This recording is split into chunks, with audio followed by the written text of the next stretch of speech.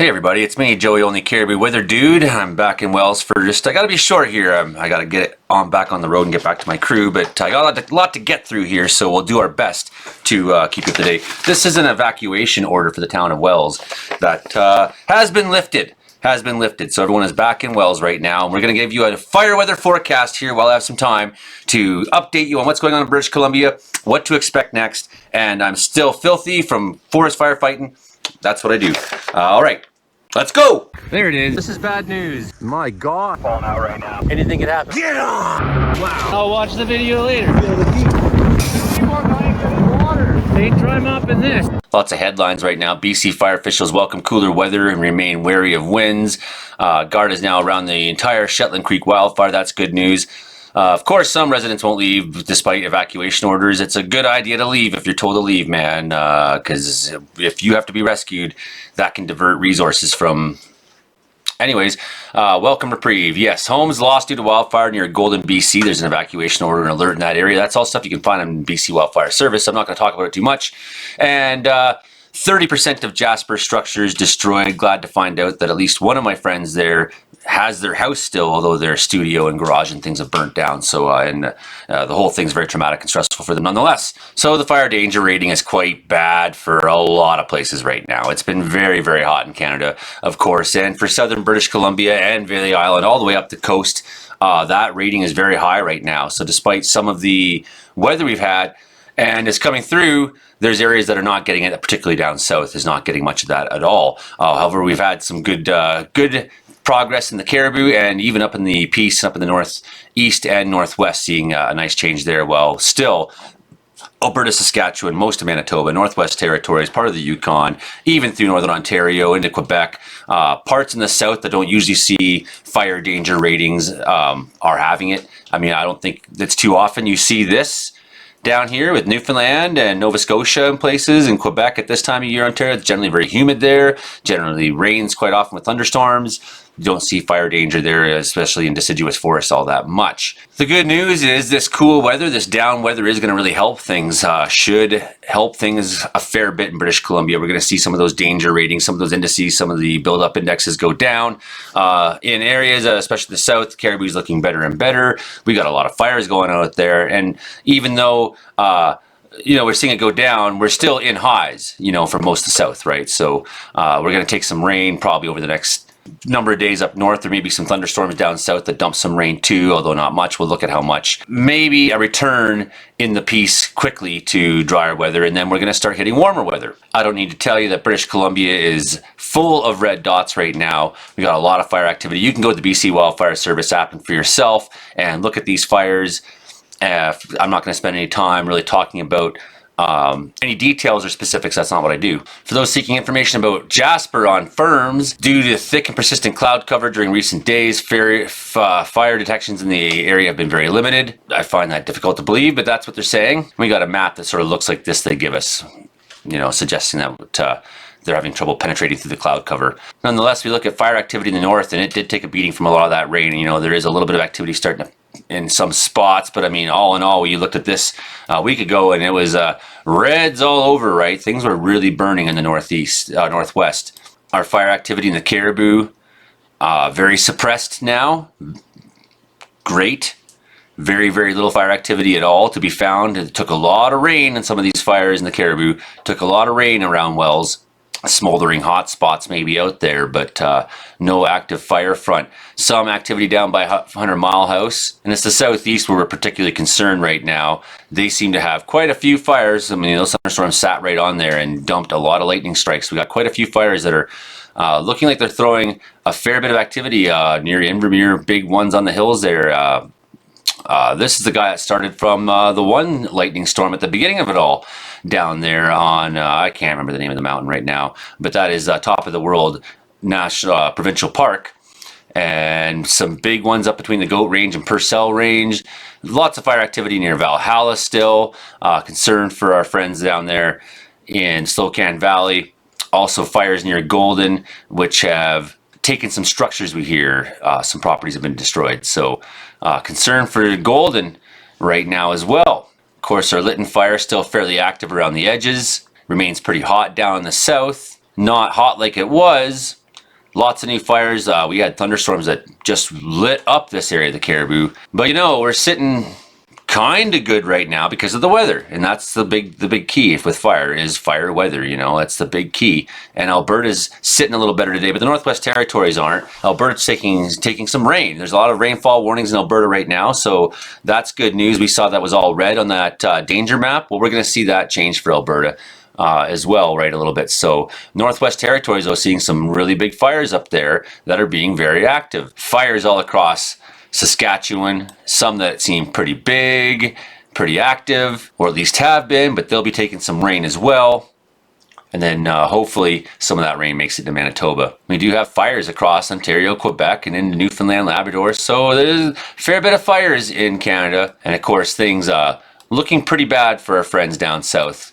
So all our hotshot friends down there fighting fires, good luck to you. So heat warning still remains in Manitoba, but I don't know if that will remain that long. We got this really big mid-latitude cyclone now sitting in the prairies, and it's quite remarkable. It's like something you would expect to see sort of in the fall, you know, and it's drawing cooler air in and being fed by warmer air up. So some of that warm air is still sliming itself into southern parts there.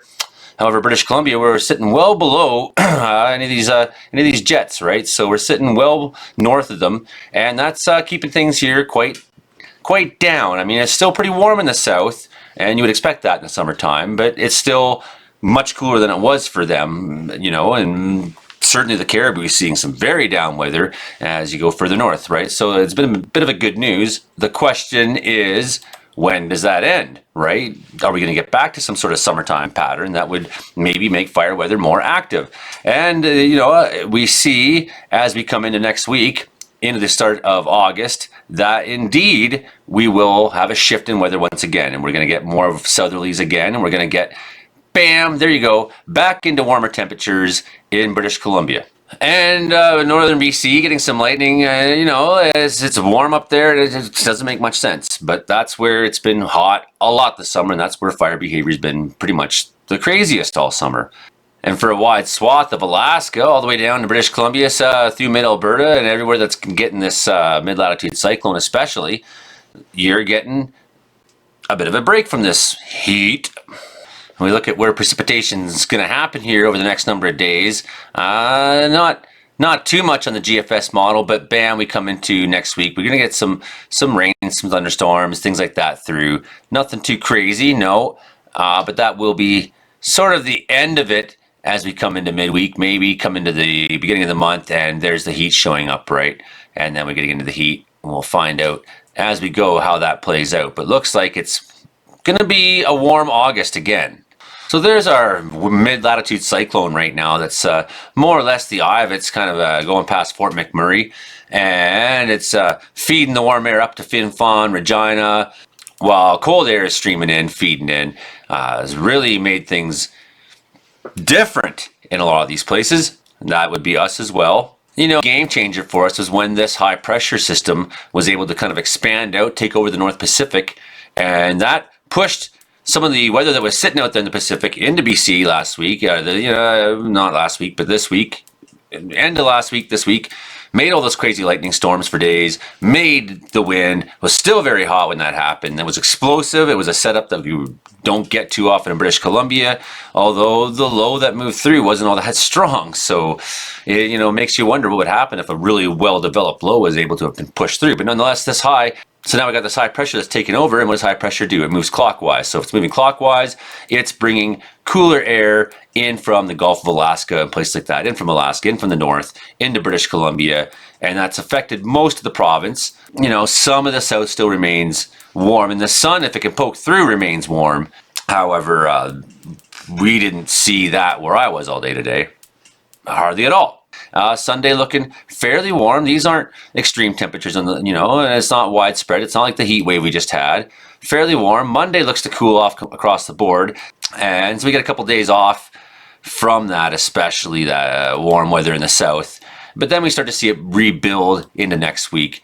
And by the time we get to sometime early August, we're going to start seeing heat build, and I'm not sure if this is the exact days or how it plays out, and I may not be home enough to keep you up to date every day, but we got this low pressure that'll start to build in the United States, they think, in 10 days time or so, and that's going to feed warm air into British Columbia, and that should hopefully change our story. However, with this coming through and this moving in, I'm skeptical that this won't involve something remarkable for thunderstorm activity, but that would be the expectation, some kind of thunderstorm activity. But that's way out. We're not talking about that yet. Really, not much for storms in BC on Saturday.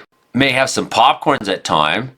The Northwest, maybe sometime next week we'll get something, but we'll see about that when the time comes. But it looks like, until we get back into a pattern of heat, we're not really expecting to see much for thunderstorms. So we get some time off, get some cooler weather, some down weather to kind of help us reset a little bit for August. And in that time we are going to see a fair bit of rain moving through the province, right? So that's good. That's really good. Certain places especially, and maybe even the south gets a little bit. Things aren't that bad to end July after, some pretty extreme conditions and pretty extreme weather. We see in the next 3 to 5 days, fair bit of precipitation in British Columbia. The places that you expect to be dry, maybe not. 10 mils or 11 mils in places isn't much. Maybe some more in the mountains though, so that's good, and that's into the Kootenays, so that's good for the Kootenays that we're going to see some rain down there, at least in the mountains we're hoping. And of course the coast mountains are very dry right now all the way up, so we're hoping to see some of that rain show up there.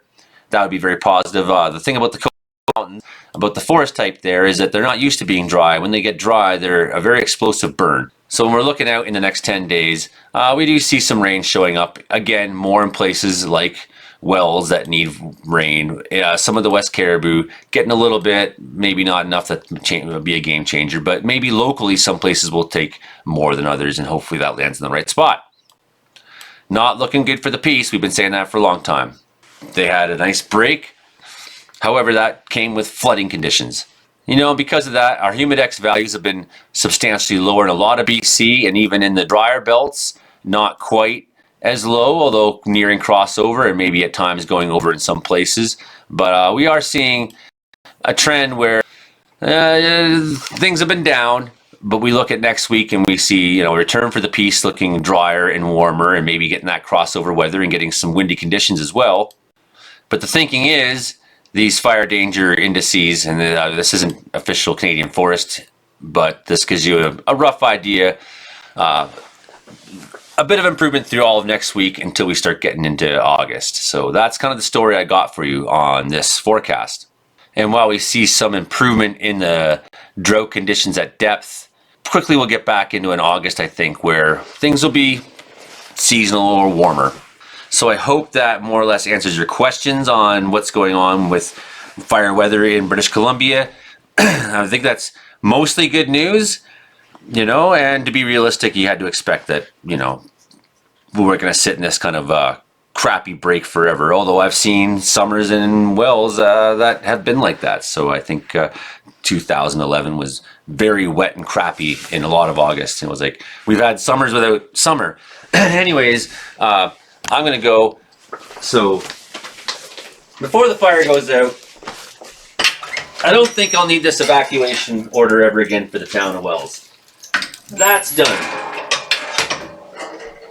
You can put that in the stove and put it goodbye. All right, I got to make a quick edit of this, get back to my crew, and I still got work to do. We all got work to do. Hang in there. Sorry to all my friends in Jasper. Sorry to everyone who's lost homes. Everyone's trying their hardest and doing the best they can, especially all of us with boots on the ground.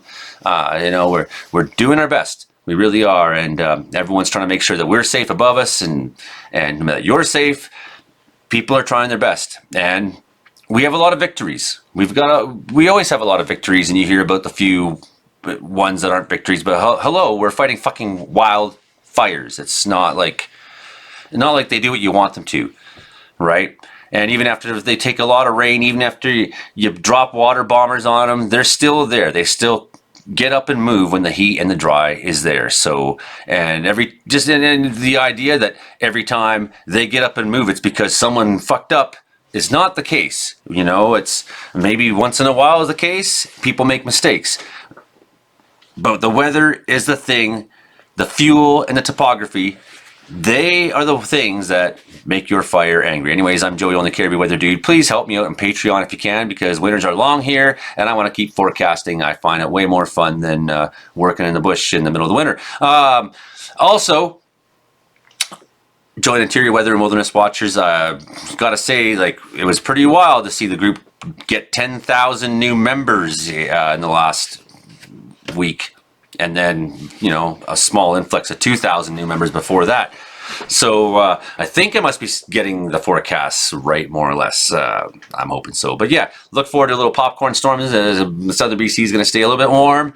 There's a break for you even coming, though. Even Southern BC gets a break from the heat. The Caribou, enjoy your break. I hope the Northwest enjoys their break. Prince George, hope you enjoy your break. It'll last a little longer for Caribou and Prince George. All right, that's all I got to say for now, I think. Hit subscribe, like, share. Okay, bye. I got to go.